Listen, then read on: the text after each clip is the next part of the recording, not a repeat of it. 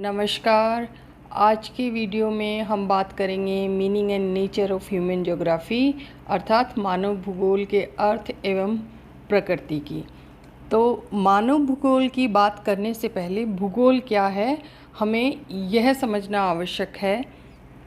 भूगोल विषय का एक इंडिपेंडेंट सब्जेक्ट या जिसे कहेंगे ना एक स्वतंत्र विषय के रूप में जो विकास है वो ग्रीक जो भूगोलवेत्ता थे उनका जो काम था, उनका जो कार्य था उसके साथ शुरू हुआ। और सबसे पहले उन्होंने ही ज्योग्राफी की सबसे पहले सुस्पष्ट संरचना तैयार करके उन्होंने इसे भूगोल नाम दिया। और ईसा से लगभग 300 वर्ष पूर्व जो ग्रीक विद्वान हुए हैं इरेटोस्थनीज, उन्होंने इजिप्ट के एलेक्जेंड्रिया में सबसे पहले भूगोल शब्द का प्रयोग किया। अगर हम भूगोल का शाब्दिक अर्थ देखते हैं तो उसका मतलब होता है पृथ्वी का वर्णन करना। भूगोल का अंग्रेजी जो पर्याय है जियोग्राफी, उस शब्द की उत्पत्ति जो है वो ग्रीक भाषा के दो शब्द हैं, जियो या ग्राफियन से हुई है। और जिसका अभिप्राय होता है, जियो मतलब अर्थ और ग्राफियन का मतलब होता है वर्णन करना। और इस प्रकार भूगोल का सामान्य अर्थ होता है पृथ्वी का वर्णन करना।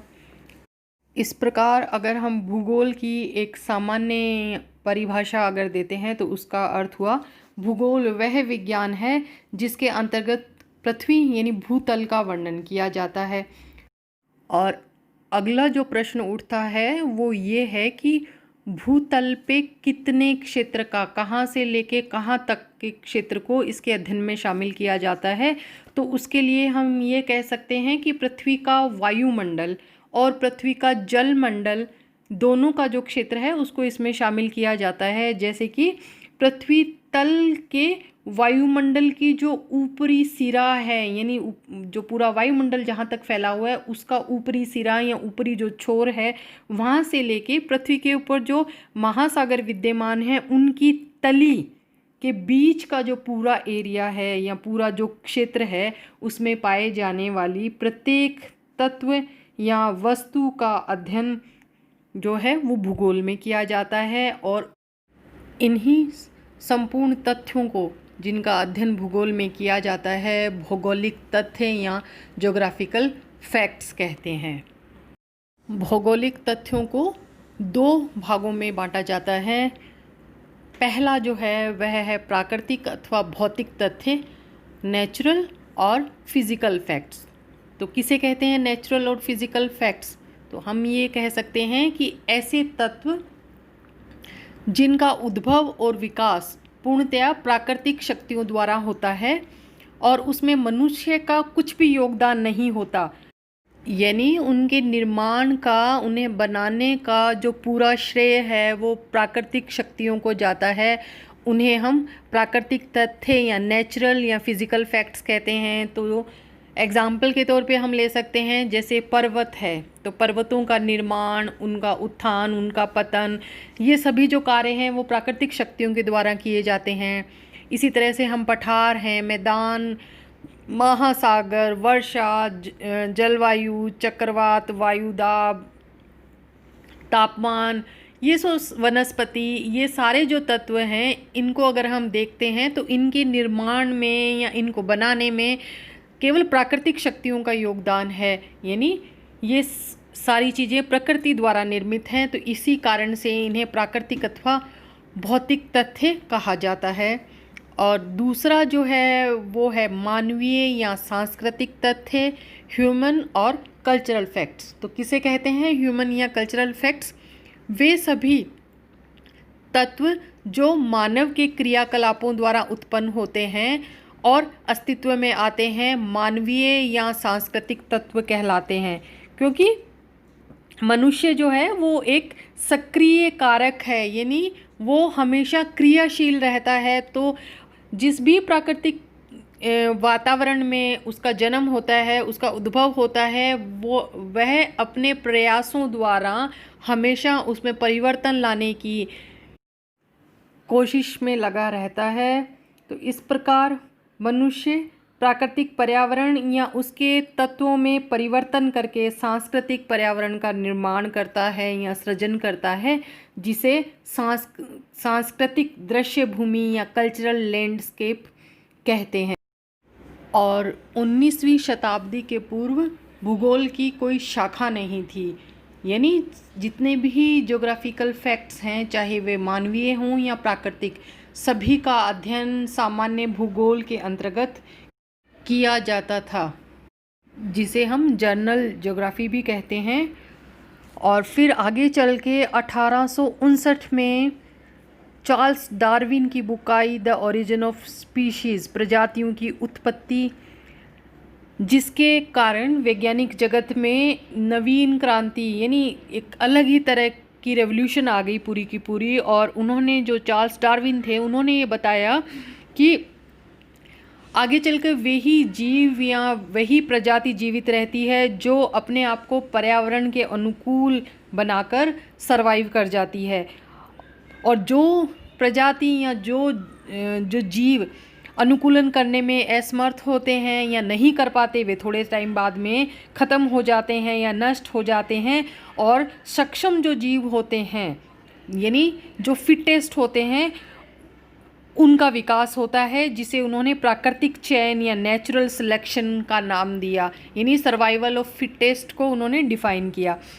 ये जो अवधारणा थी, इसका असर भूगोल में भी हुआ। और उस वक्त जो जर्मन भूगोलवेत्ता थे फ्रेडरिक रैटजेल, वो इससे बहुत ज़्यादा इन्फ्लुएंस्ड हुए। तो उन्होंने फिर आगे चलकर ये कहा कि भूगोल में केवल प्राकृतिक तथ्यों का ही नहीं बल्कि मानवीय तथ्यों के अध्ययन को भी शामिल किया जाना चाहिए। और आगे चलकर उनके बाद फ्रांसीसी जो भूगोलवेत्ता थे, उन्होंने भी मानवीय जो तथ्य हैं उनके अध्ययन पे बल दिया, जिसके कारण मानव भूगोल जो है वो एक शाखा के रूप में, एक ब्रांच के रूप में स्थापित हो पाया। और इसी के कारण यानी आगे चलकर अध्ययन की सुविधा, यानी आसानी से हम पढ़ सकें प्राकृतिक तथ्यों को एक अलग ब्रांच में और मानवीय तथ्यों को एक अलग ब्रांच में, इस सुविधा के कारण भौगोलिक तथ्यों की प्रकृति के आधार पर भूगोल को दो प्रधान शाखाओं में बांटा गया या वो विभक्त हो गया, जिसमें पहला है भौतिक भूगोल या फिजिकल ज्योग्राफी और दूसरा है मानव भूगोल या ह्यूमन ज्योग्राफी। फ्रांसीसी भूगोलवेत्ताओं ने मनुष्य और पर्यावरण के संबंधों की व्याख्या को अधिक महत्वपूर्ण माना, यानी उन्होंने ये कहा कि अगर हम प्राकृतिक तथ्यों की बात करते हैं और एक तरफ हम मानवीय तथ्यों की बात करते हैं, तो दोनों के अंदर जो मनुष्य के द्वारा जो निर्मित तथ्य हैं वे ज़्यादा महत्वपूर्ण हैं, उनकी व्याख्या करना ज़्यादा ज़रूरी है। इस प्रकार भूगोल की एक प्रमुख शाखा के रूप में मानव भूगोल की उन्होंने आधारशिला रखी। इसके पूर्व जितने भी भौगोलिक अध्ययन होते थे उनमें प्रकृति और प्राकृतिक वातावरण का ही एकाधिकार रहता था। और अब हम बात करते हैं मानव भूगोल के अर्थ एवं प्रकृति पे। तो जैसा कि नाम से ही स्पष्ट है, मानव भूगोल वह विशिष्ट विज्ञान है जो भूतल के परिवर्तनशील स्वरूप का क्रमबद्ध अध्ययन करता है। और इस भौगोलिक विवेचन में, यानी जो हम अध्ययन कर रहे हैं, विवेचन कर रहे हैं, उसमें पृथ्वी के तल का अध्ययन मानव गृह या मानवीय संसार के रूप में किया जाता है। इसके अंतर्गत जिन विभिन्न तथ्यों का अध्ययन किया जाता है वे पृथ्वी के विभिन्न भागों में निवास करने वाले मनुष्य से संबंधित होते हैं। यानी केवल मात्र हम प्राकृतिक तथ्यों का कि जलवायु कैसी है, तापमान कैसा है, वायुदाब कैसा है, वनस्पति कैसी है, हम केवल इन्हीं चीज़ों को नहीं पढ़ रहे हैं, बल्कि सांस्कृतिक तत्व, यानी मनुष्य के द्वारा निर्मित जो दृश्य भूमि है उसको भी हमने भूगोल में शामिल कर लिया। और इस प्रकार से जो है वो ब्रांच जिसमें हम कल्चरल लैंडस्केप की स्टडी करने लगे, मानव भूगोल के नाम से आगे चल के प्रसिद्ध हुई। वास्तव में भौगोलिक अध्ययन उन्हीं तत्वों तक सीमित होता है जिनका संबंध किसी न किसी रूप में मनुष्य से होता है। यानी जब हम मानव भूगोल का अध्ययन करते हैं तो हम उन्हीं चीज़ों को पढ़ते हैं जो किसी न किसी प्रकार से मैन यानी ह्यूमन से रिलेटेड होती हैं, क्योंकि मनुष्य पृथ्वी पर जन्म लेता है, यहीं पलता और बड़ा होता है और अपना सारा जीवन, संपूर्ण जीवन जो है वो भूतल पे व्यतीत करता है, यानी पूरी ज़िंदगी उसकी पृथ्वी तल पे गुजरती है। तो उसकी जितनी भी आवश्यकताएं हैं, जितनी भी प्राथमिक आवश्यकताएं हैं और सेकेंडरी नीड्स है, सारी की सारी वो प्राकृतिक तथ्यों के द्वारा पूरी होती हैं। और मनुष्य जहाँ रहता है वहाँ की जो पर्यावरणीय दशाएं हैं कि लैंडस्केप कैसा है, स्थलाकृति कैसी है, जलवायु कैसी है, वाटर बॉडीज़ वहाँ पे किस तरह की है, सॉइल कैसी है, नेचुरल वेजिटेशन कैसा है, ये जो सारी चीज़ें हैं, यानी ये जो सारे प्राकृतिक तथ्य हैं वो उसके भोजन को, वस्त्रों को, यानी किस तरह के वो कपड़े पहनेगा, किस तरह का वो खाना खाएगा, ईटिंग हैबिट्स, आश्रय यानी किस तरह के वो घर बनाएगा, व्यवसाय, किस तरह का ऑक्यूपेशन वो चुनेगा, ट्रांसपोर्टेशन के मीन्स है, रहन सहन आदि को प्रभावित करता है। किंतु मनुष्य चूँकि क्रियाशील प्राणी है तो वो इन सारे जो नेचुरल फैक्ट्स हैं इनका जो असर है वो उसको ऐसे कैसे स्वीकार नहीं कर लेता, मतलब उनको पूर्णतया स्वीकार नहीं कर लेता जिस भी प्रकार के प्राकृतिक पर्यावरण में वो रह रहा है उसके इन्फ्लुएंस को। तो मनुष्य क्या करता है, क्योंकि वह क्रियाशील है तो वो अपनी कुशलता से, चातुर्य से और पौरुष के द्वारा निरंतर नेचुरल एनवायरनमेंट में जितनी भी परेशानियां या कठिनाइयां उसके सामने आती हैं उनको वह दूर करने के लिए लगा रहता है। और इस प्रकार से मनुष्य और पर्यावरण के मध्य क्रिया और प्रतिक्रिया चलती रहती है, जिससे नए भौगोलिक तथ्यों की उत्पत्ति होती है, यानी न्यू ज्योग्राफिकल फैक्ट्स जो हैं वो निकल के सामने आते हैं और जिन्हें हम क्या कहते हैं, सांस्कृतिक तथ्य के नाम से जिन्हें हम जानते हैं। तो एक प्रकार से हम ये कह सकते हैं कि पृथ्वी का तल मनुष्य के लिए एक रंगमंच के समान है, जिस पे वह जन्म से लेकर मृत्यु तक की अपनी समस्त क्रियाएं संपन्न करता है। मनुष्य जिस प्राकृतिक वातावरण में रहता है वह स्वयं उससे प्रभावित होता है, यानी जितने भी नेचुरल फैक्ट्स हैं वो मनुष्य को प्रभावित करते हैं एवं वह अपने क्रियाकलापों द्वारा प्राकृतिक पर्यावरण को प्रभावित करता है एवं रूपांतरित भी करता है। मानवीय या सांस्कृतिक तत्वों के द्वारा प्राकृतिक वातावरण में सांस्कृतिक दृश्य भूमि का विकास होता है, जैसा मैं एक्सप्लेन पहले कर चुकी हूँ। मानव भूगोल में मानव द्वारा प्राकृतिक वातावरण के तथ्यों से किए गए संघर्ष या समायोजन के फलस्वरूप बने भूदृश्य का, यानी सांस्कृतिक जो भूदृश्य है उसका अध्ययन किया जाता है। अतः मानव भूगोल का परम उद्देश्य मनुष्य और पर्यावरण के मध्य संबंधों की व्याख्या करना है, जिसमें सांस्कृतिक तथ्यों का क्रमबद्ध विवेचन अधिक महत्वपूर्ण है। इसके साथ ही साथ मनुष्य भी स्वयं एक उत्कृष्ट सांस्कृतिक कारक है, क्योंकि जितने भी सांस्कृतिक भूदृश्य हमें पृथ्वी की सतह पे नज़र आते हैं उनका निर्माणकर्ता जो है वह मनुष्य होता है। और जब हम कल्चरल लैंडस्केप की बात करते हैं, यानी सांस्कृतिक जो दृश्य भूमि है या सांस्कृतिक वातावरण की जब हम बात करते हैं तो वो पूरी पृथ्वी पर यानी भूतल पे वो हर जगह एक समान नहीं पाया जाता। यानी पृथ्वी तल पर मानव द्वारा प्राकृतिक वातावरण के उपयोग से सांस्कृतिक वातावरण के निर्माण में पर्याप्त विभिन्नताएं दृष्टिगोचर होती हैं।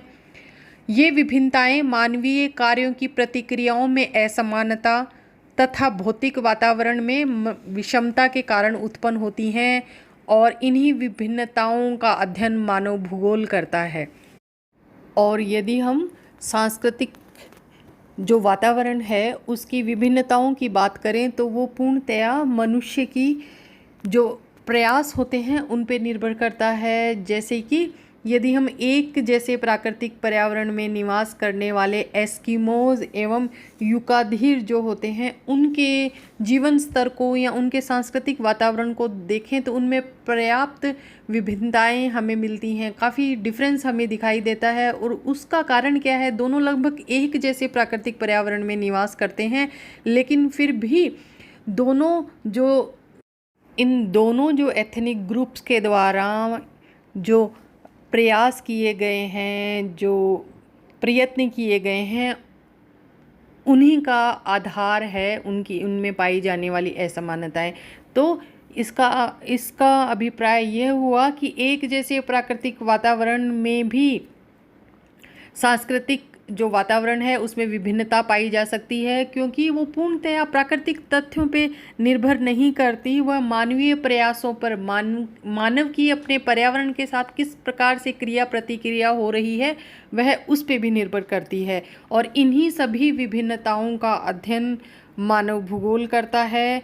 अनेक जो भूगोलविद हुए हैं उन्होंने मानव भूगोल को मनुष्य एवं पर्यावरण के पारस्परिक संबंधों का अध्ययन बताया है। दूसरे शब्दों में मानव भूगोल से आशय भूगोल विषय का वह भाग मानव भूगोल कहलाता है जिसमें मानव क्रियाओं के स्थानिक विभेदीकरण और संगठन के साथ साथ भौतिक पर्यावरण के साथ मानव प्रयोग का अध्ययन किया जाता है।